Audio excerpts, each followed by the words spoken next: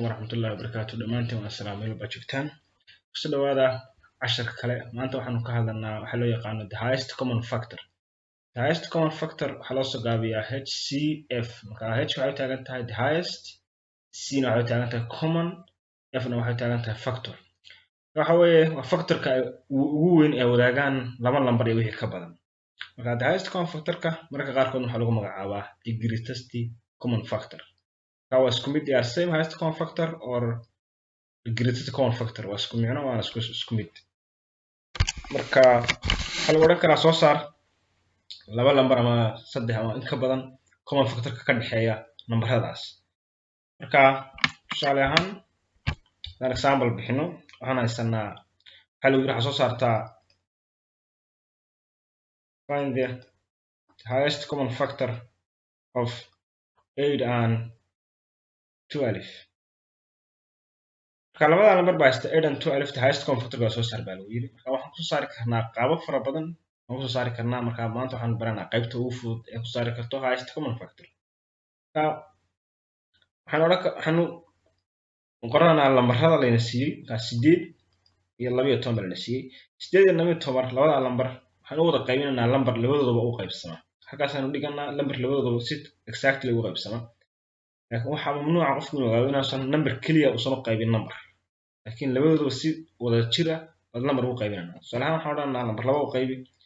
2 loo qaybiyey lambar 8 waa 4 isna 2 divided by 12 na waa 6 labada lambar baan haysanaa hadda 4 iyo 6 baan haysanaa labada lambar misna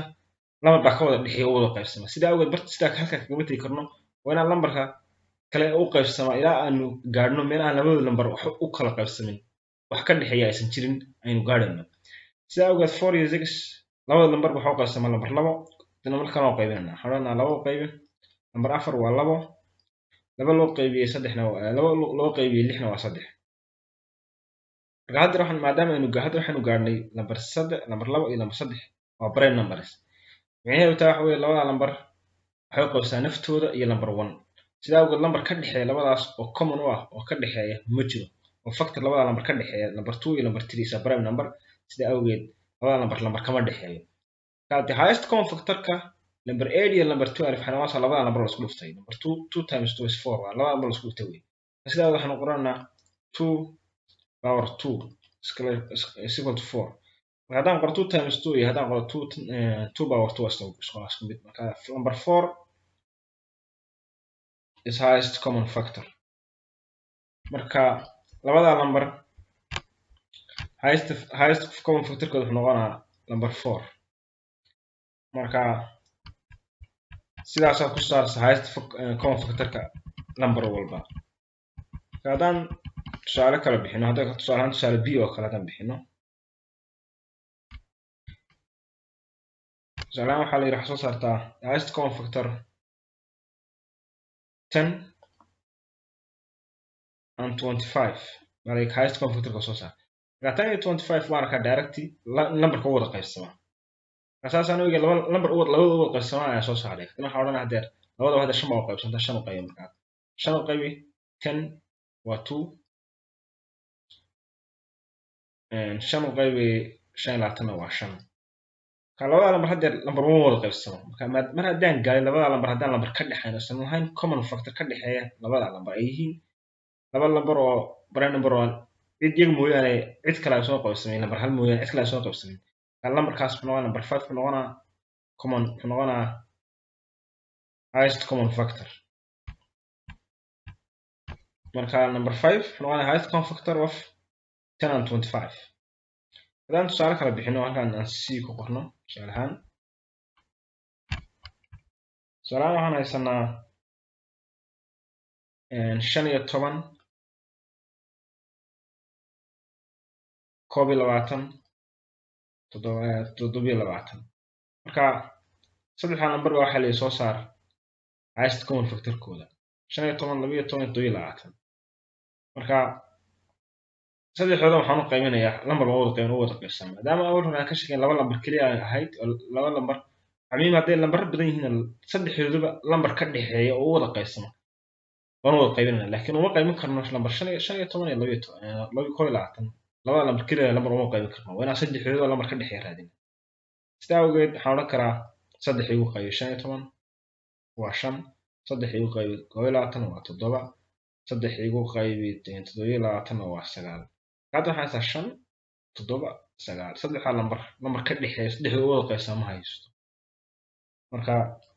saddexdooda hadaan lambar ka dhexayn lambar 3 wuxuu noqonaa prime wuxuu noqonaa highest common factor marka number 3 wuxuu noqonaa highest common factor-ka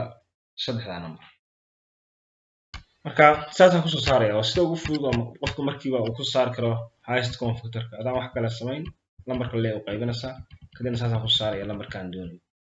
tusaale ahaan haddaan tusaale kala bixino oona c ama d oo kale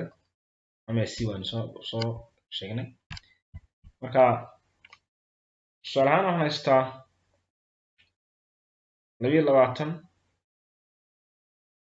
22 iyo 110 baan haystaa waxa lagu highest common factor-kooda soo saar labada lambar labada lambar waxaan u qaybin karaa lambar ugu qaybsan oo qaybin karaa hadda waxaan laba qaybin oran karaa 11 tanna u qayb waa 55 marka 11 iyo 55 halka kuma dhamaan lambar baa labadooda ka dhexeeya 11 baa labadooda qaybin karaa waxaan ka 11 u qayb haddii 11 loo qayb waa hal tan 11 haddii loo qaybiyo 55 waa 5 labada lambar isku dhufanaya marka 11 times laba ku dhufanaya waxay la mid tahay 22 marka highest common factor wuxuu noqonaa 22 waxaan kaloo samayn karaa maadaama aan haysto halkan 22 iyo 110 haddaan ogahay 22 inay common factor tahay waxaan odhan karaa marka koowaadba 22 qayb aan odhan karaa 22 qayb waa hal kan hadaan 22 qaybin waxaan noqonaysaa 5 bas hadii 22 lagu dhufto waa 111 ama 11 baan u qaybin karaa hadhow laba ma qaybin karaa saan doonaan uga saari karaa sida lambar saan u garanayo marka hadaan garanayn lambar yar baan ka bilaabaya kadib lambar hoose imaanaya hadaan tusaale kala bixino tusaale ahaan waxaan haysanaa nambarada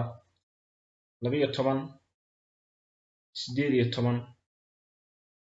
24 baa highest common factor-kooda soo saar marka highest common factor-ka saddexdooda lambar isku mid aan u qaybinaa saddexdooda gebi ahaan taasoo muhiim inaan ogaado lambar saddex oo qaybsama aan u qaybiyo wax kale ma samaynayo tusaale ahaan waxaan qaybinayaa 2 aan u qaybinayaa 2 u qaybi 12 waa 6 2 u qaybi 18 na waa 9 2 u qaybi 24 waa 12 marka halka kuma dhamaan lambaradii saddexdooda lambar oo qaybsan laba saddex oo qaybsantaa saddex u qaybi waa 2 kan saddex u qaybi waa 3 saddex u qaybi waa 4 hada saddexdooda lambar ka dhexeeya ma jiraan waa 2 3 4 saddexdooda lambar ka dhexeeya ma jiraan maadaama saddexdooda lambar ka dhexeeya uusan jirin 2 times 3 waxaa noqonaysaa common factor waxaa noqonaysaa highest common factor waa number 6 marka number 6 kaas waxaa noqonaya highest common factor kan number walba saasa ku saaraysaa number walba aad doonaysid inaad soo saartid highest common factor-kiisa marka halkaasaan kusoo gabagabeynaa insha allahu tacaala casharka kale aan ka hadli doono waxaa noqon doonaa the lowest common factor